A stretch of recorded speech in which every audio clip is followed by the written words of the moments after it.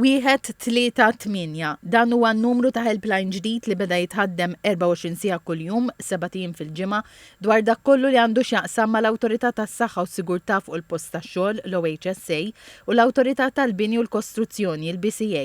Fit-tnedija ta' dan il-helpline il-Ministru tal-Ġustizzja u Riforma fis-settur tal-Kostruzzjoni Jonathan Attard qal li l-helpline hu wieħed mill-5 inizjattivi li tħabbru fi frar li għadda mal-pubblikazzjoni tal-inkjesta Jean Paul Sofija għalli kif irrakkomandat mill-inkjesta Sofija, il-pubbliku għandu jkollu aċċess faċli u effettiv biex jirrapporta fil-pront kull tħassib u biżgħat li jkollu dwar ċerti binjiet u siti ta' kostruzzjoni.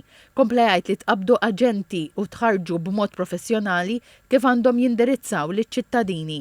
Ħidma tagħna hija affokata biex inkomplu nagħmlu l-standards fis-settur u nassiguraw li nmorru lejn kultura aktar ta' responsabilità. U rridu wkoll nassiguraw li nagħtu vuċi aktar b'saħħitha liċ-ċittadini hemm barra. U dan in-numru, dan il-helpline wieħed li ta' 8 biex infakru wkoll detta ta' twelid ta' Jean Paul Sofija. Qiegħed hemm biex jassigura li din niffaċilitaw dan il-kuntatt mal-awtoritajiet tagħna b'tali mod li n-nies iħossu li għandhom aktar vuċi b'saħħitha biex mhux biss jirrapportaw imma wkoll jiksbu l-informazzjoni neċessarja.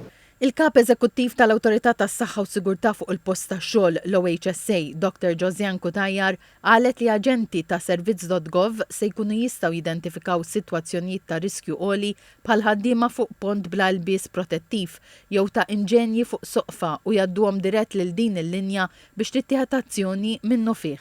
Liċ-ċittadin nofrulu dak li jissejjaħ one-stop shop.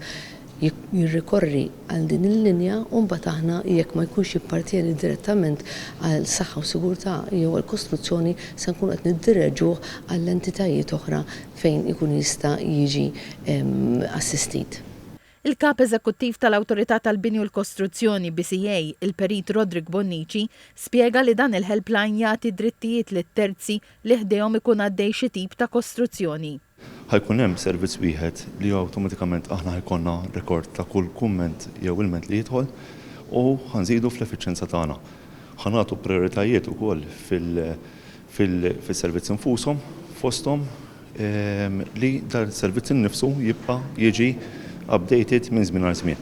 Fl-aħħar xhur iddaħħlu emendi li jsaħħu r-responsabbiltà u l-obbligu tal-assigurazzjoni f'siti ta' kostruzzjoni fl-interess ta' terzi u ħaddiema.